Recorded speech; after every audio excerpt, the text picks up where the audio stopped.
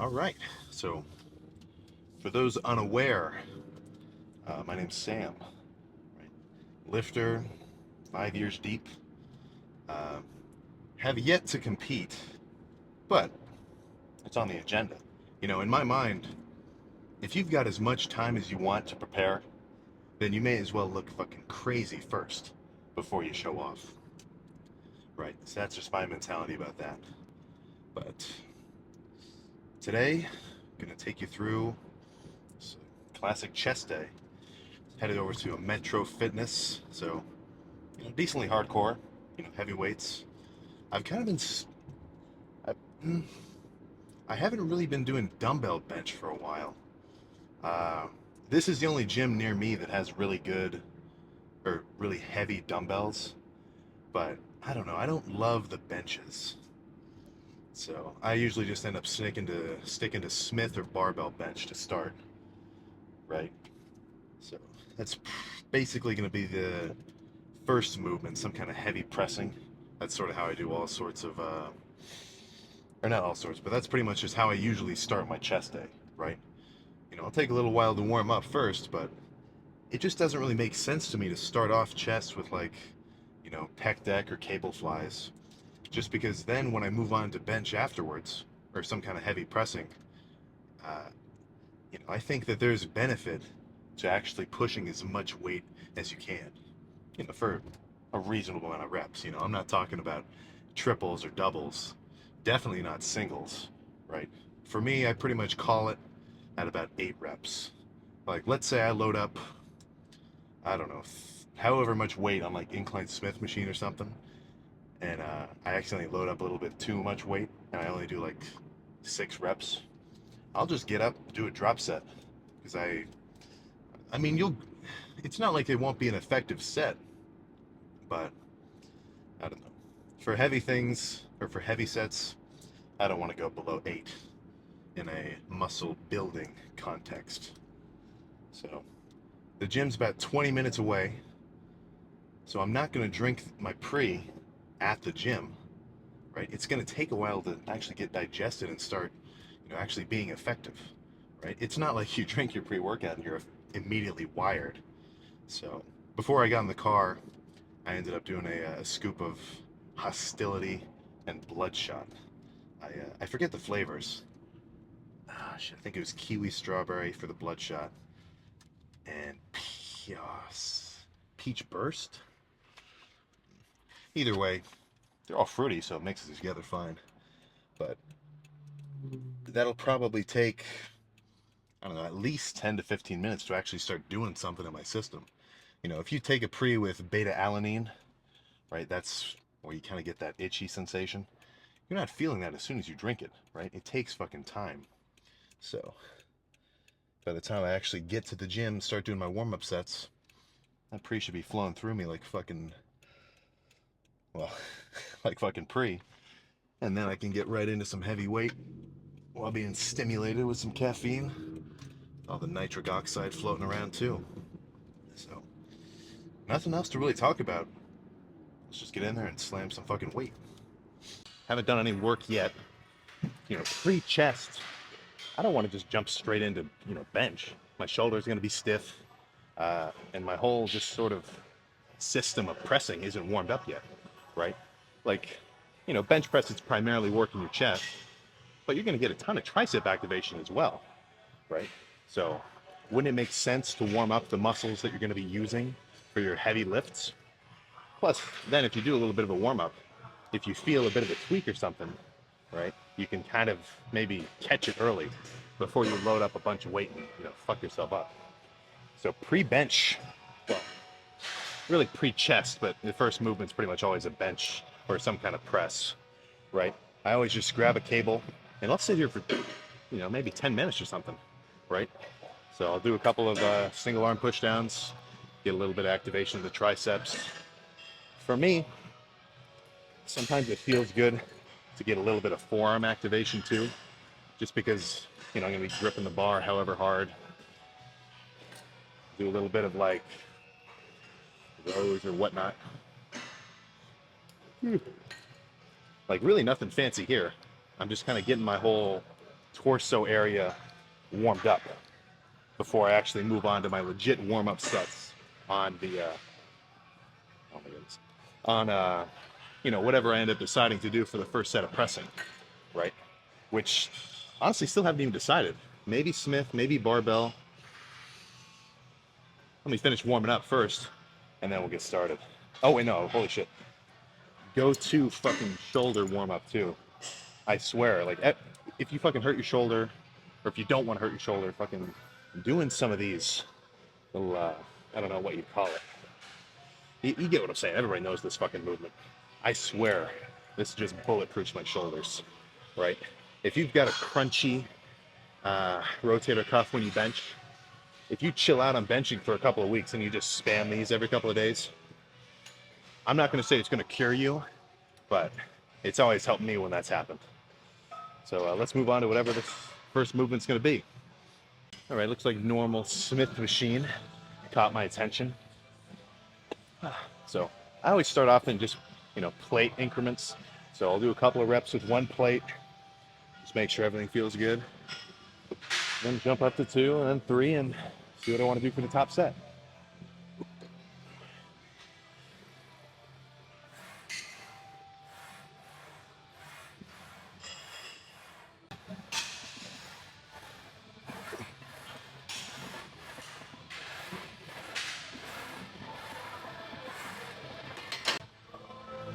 My logic with the beginning of your lift, as you're getting ready to get into your real working sets, is you don't want to do too much fluff, right? In the sense that you don't want to do, like, I wouldn't want to do fucking 2 plates for like 25 reps as the first set. That's definitely not as much as I can do. You know, it's not all about weight, of course. This isn't powerlifting, but doing a real heavy set for, you know, 10 legit reps-ish, when you're fresh, I think that's going to be pretty fucking effective. So I'm trying to warm up by doing as little fatigue as possible, right? I'm trying to get exposed to the weight to the point where I know I'm not going to hurt myself on the top set, but I'm not trying to tire myself out before that top set either, right? I'm just making sure I'm nice and prepped for it. So let's see how 3 plates feels. I might just call it here, honestly. You know, you don't really have to push the weight too crazy, but we'll see how easy it goes up.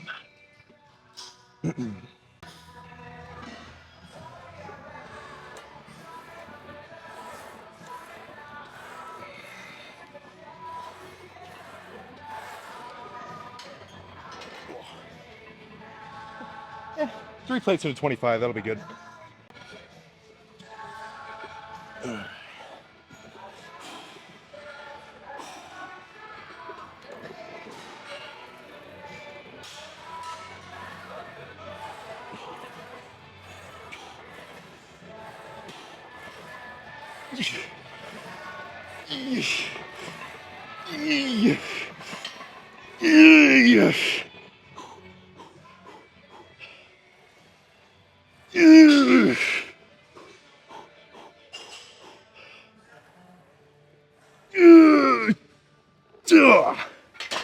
Oh. Okay. That's a good opener. Let's drop the 3 plates.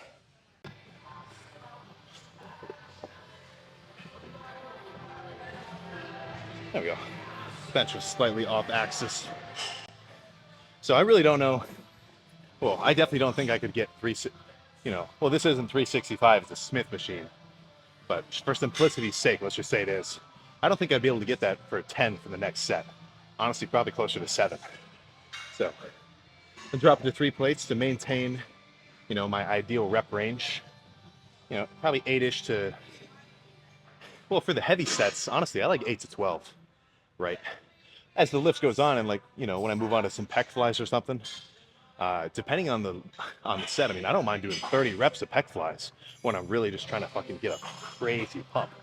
Or, well, obviously I'm trying to get a pump the whole time, but when I'm really trying to finish it off, you know, I don't mind really high rep stuff. But if the only sets you do are like 30 reps, I just don't think you're gonna build the amount of mass that you really need.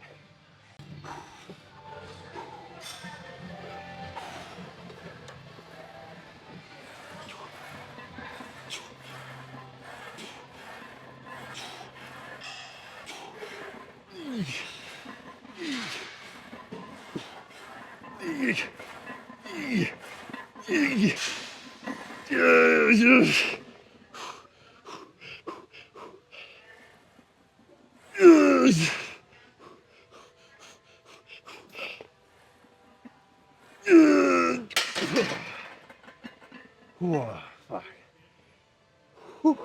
Oh, shit. Honestly, I'm thinking like 2 more here. Oh.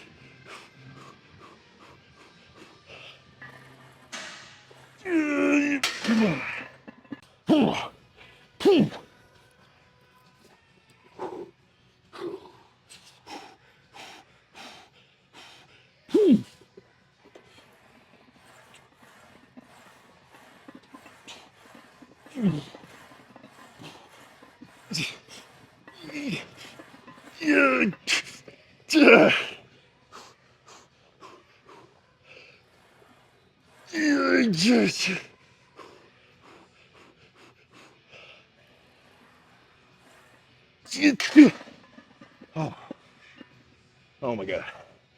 Okay, let's move on. Oh. All right, so this machine is pretty sick. Like an old school Nautilus press. It when a pressing machine, right? When the handles sort of come inwards through the range of motion, it's called like a conversion press. Those I definitely like throwing in. You know, because doing bench, right? I'm getting a ton of, I mean, my chest is already pumped after those 4 sets. But, you know, my hands are in the same, they're the same distance apart the whole rep, right? So when you do a press that converges even a little bit, there's just a lot more, I don't want to say tension, but it's a lot easier to squeeze at the top of the rep, right?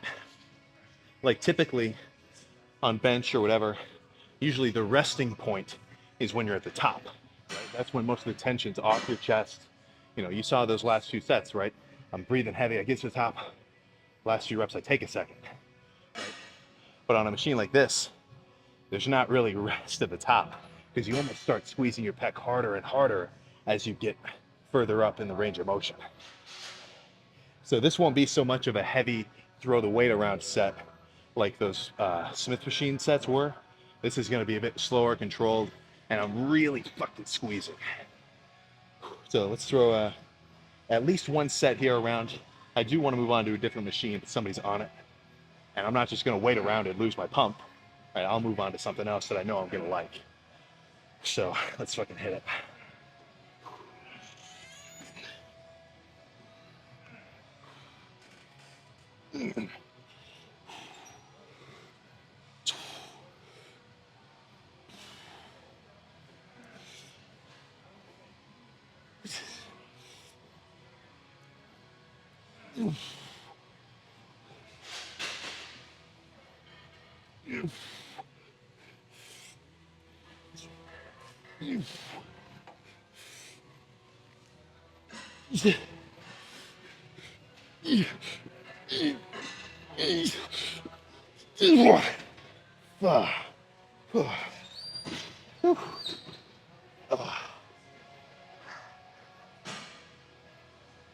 That feels pretty good. I think that guy's done. Yeah, let's move over to the hammer strength press. I accidentally stopped recording that last set. I don't know what the fuck happened. But what I was saying was, I guess I'll just go through the whole speech again. I like that Nautilus press. It could be a little heavier. Maybe I should have waited a little longer in the workout to do that set. Really good squeeze though. But this movement again, right, it kind of converges. So super good squeeze. You know, I just finished a set of 12.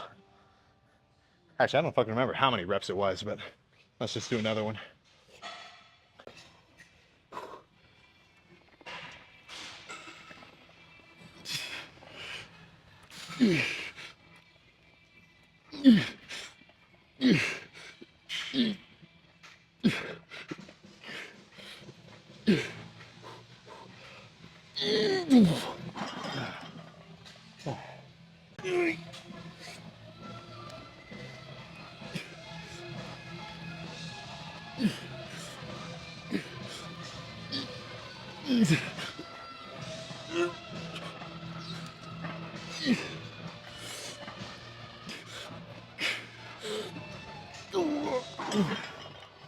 Oh shit.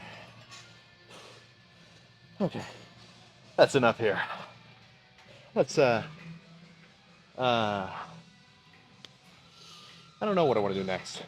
So this is more of a niche kind of advanced movement. I don't really see this a lot. Which, I mean, it makes sense. It's kind of funky. But in terms of, you know, a slow controlled squeezing movement when you're really just trying to fucking flex the shit out of your pecs, honestly, this is definitely up there. Like almost even more so than normal pec flies. So the logic is, let me just grab a light pair to demonstrate.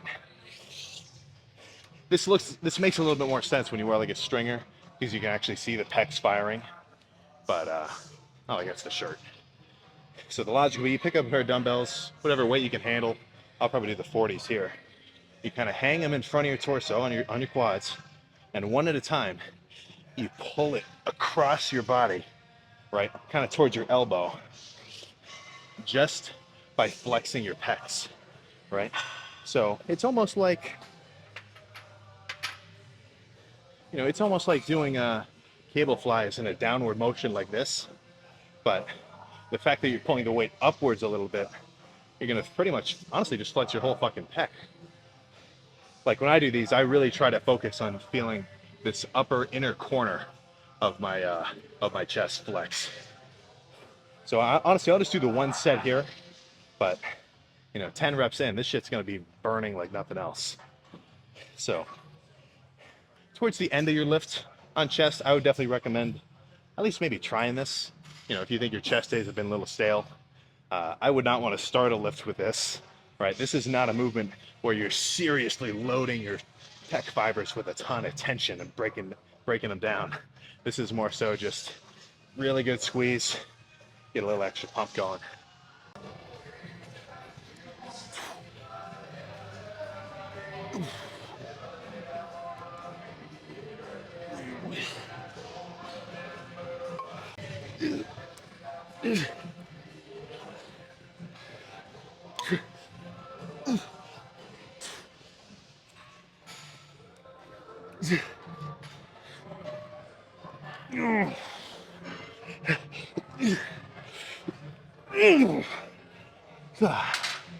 Oh,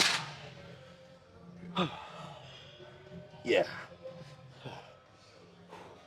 Honestly, it feels like the only thing stopping me from moving the weight higher upwards in those reps isn't that like my chest is getting weak. It's literally like, it feels like it's getting completely rock fucking hard and it just can't flex anymore. Probably better for you to just sort of try it and feel what I'm saying.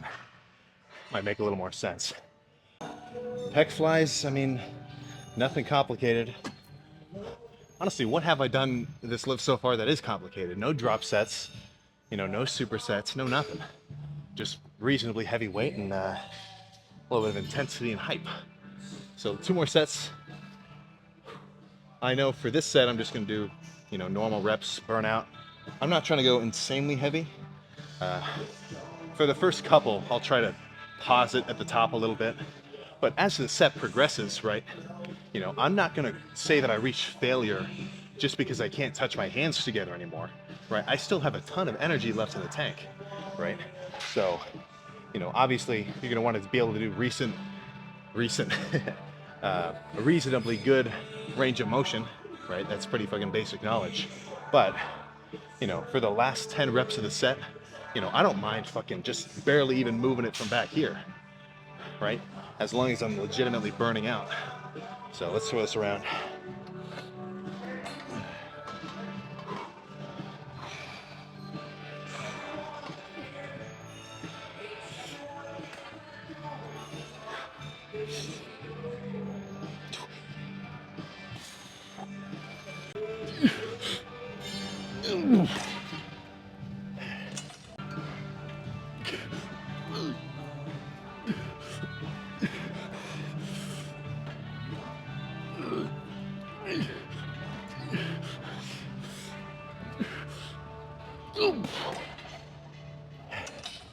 Okay.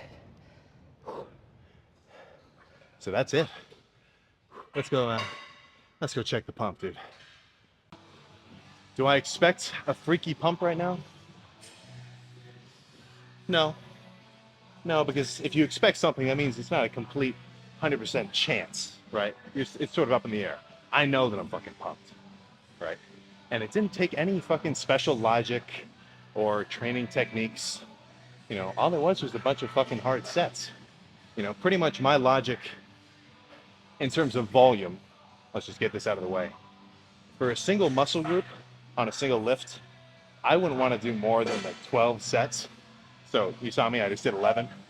I'd say around 7-ish to 12 in that range, which is kind of a big range. Let's say just around 9 or 10. You should be fully pumped. And by the time you're fully pumped, that's a good cue that you've pretty much done all you can, right? And the last thing that I want to do, like, I would get probably zero benefit, if anything, potentially make less gains if I were to do like another 10 sets of, you know, whatever kind of chest movements. Because I guarantee all I'm going to be doing is building up like stress, not in the way that's going to stimulate growth, but just in the way that's going to make me extra sore, build up a bunch of lactic acid, whatever. You know, I don't get too scientific about it like that. But by the time you're pumped, you should be pretty much done. Assuming your sets were, you know, hard and intense. So let's see what we're working with pump wise. All right, come on.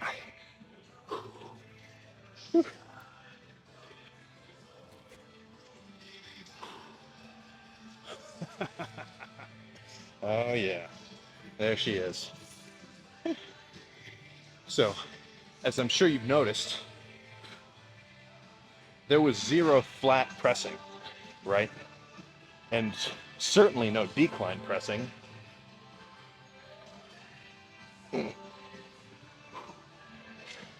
Primarily for chest, I really emphasize incline work, right? Because for the most part, doing any kind of pressing, you're gonna get some lower chest activation, right? And every time you do dips, or maybe not dips, every time you're doing like heavy push downs, you're getting lower chest activation, right? Rarely in any other movement, like in terms of lifting, like curls or, you know, doing back, whatever, you're not working your upper chest at all, right? So in terms of chest, honestly, I think upper chest is the most underdeveloped in, you know, the broad scale of lifters. So that's why I pretty much always emphasize hitting it. Not a ton of poses to do for chest, honestly. Really just side chest and maybe a most muscular.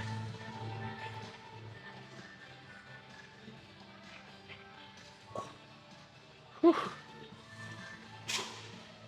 All right, I'm having too much fun. Let's do like 2 more poses and then get in the car and drink the post-workout shake.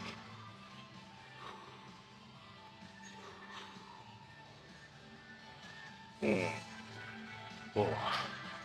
Yeesh. Yeah. Let's get out of here. I'm having too much fun just posing. All right. So, chest got thrashed, you know, and it didn't even take much thought, right? Kind of like I was saying in the beginning, you know, I didn't really have that whole workout planned, but I had basic components that I knew I wanted to do, and sort of a, let's just say a constraint on how many sets I wanted to do, right? So, you know, I'm driving over to do chest. I know I'm going to do about 11-ish sets. If I did that first set of pec flies on the pec deck, and I thought I was fully pumped after that one, then I would have just called it there. But I thought there'd be some benefit in hitting just one more.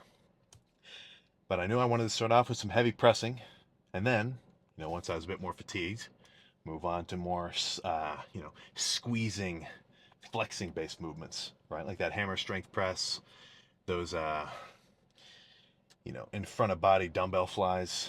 I don't know the legit name for those. And then pec decks. So, chest thrashed. I got to get some simple ass carbs into my system, right? So pretty much post workout now, I'll be doing a cluster dextrin shake. There's some protein in here too. Like I'll do it's like 50 grams of cluster dextrin and then 50 grams worth of protein. Now the protein isn't important, right? That's just in there because you know you need protein throughout the day. So post-workout shake, pretty simple, right? But the real key ingredient is the carbs, because post-workout, you know, I don't want to just sit here, you know, fucking starving. I got to refuel, right? My chest is itching for some goddamn nutrients and energy, right? Because I just burned up a shit ton of intramuscular glycogen, right? If you want to get specific about it. So taking in some easily digestible carbs, you know, right after your workout, I think it's going to be the best case scenario. You know, everybody talks about the anabolic window, right? Like, oh, should I just finish my workout? I got to eat. You know, if you wait like an hour before your meal, it's not going to hurt you. Like you're still going to recover. But if you know that there probably is a best case scenario, then why wouldn't you want to do it, right? So let's slam this. There's actually a little bit more to talk about with the cluster dextrin, but that's after the shake is down.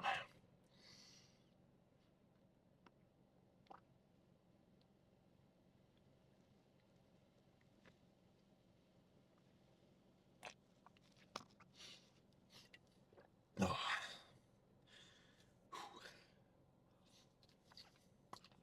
Blah. It's kind of gross to slam a protein shake right after you're done lifting, but you got to do what you got to do. So yeah, I forgot to even talk about the jug. So logic here, you know, also some more fucking cluster dextrin, right? I got 50 grams of the unflavored variety. So Hostile's got two kinds. They've got the mixed berry and then unflavored. Now, you know, I wouldn't mind seeing a couple more flavors, right?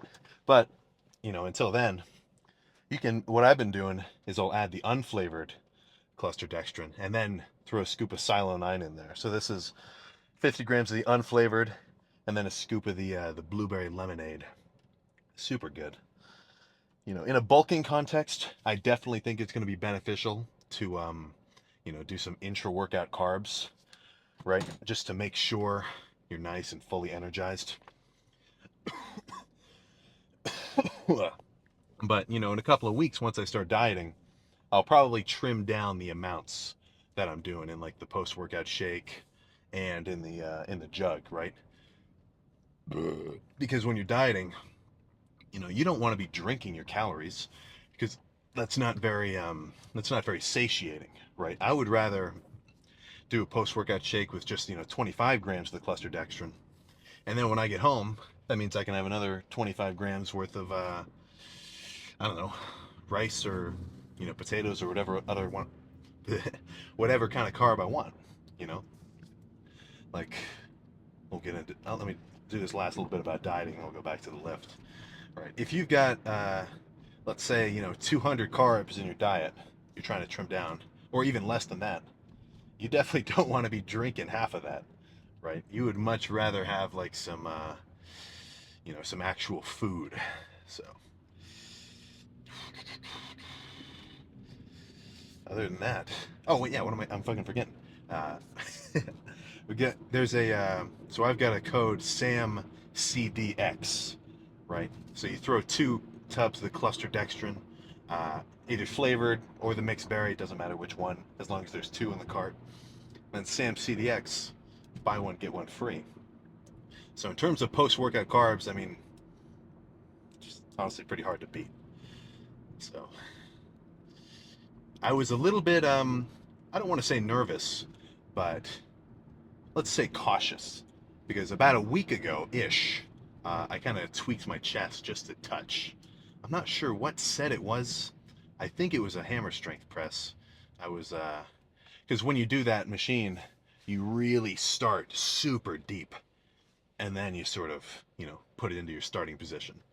You know, if you know what I'm talking about. I think that kind of did me in, because about maybe a year and a half ago, I had a pretty solid pull on my pec.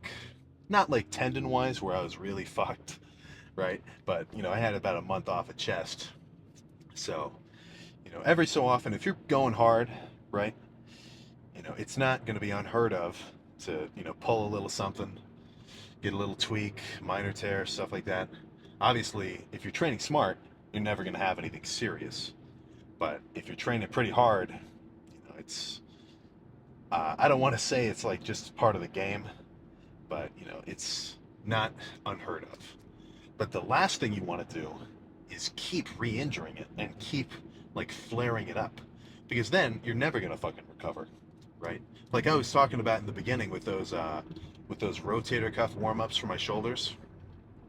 I've had days where I go into bench and I accidentally flare my elbows out too wide, or for whatever reason I just like tweak my shoulder, and it was like a crunchy rep. You know what I'm talking about? Like I probably couldn't actually hear it, but like I would go down and I would just hear, or I would feel, right? Now, I think a lot of people can fucking relate to that. All of your fucking dads, oh, I used to bench 315, but my shoulder's jacked up. I can almost guarantee that they would go into the gym when they were lifting, and their shoulders literally fucked. I'm like, well, you know what?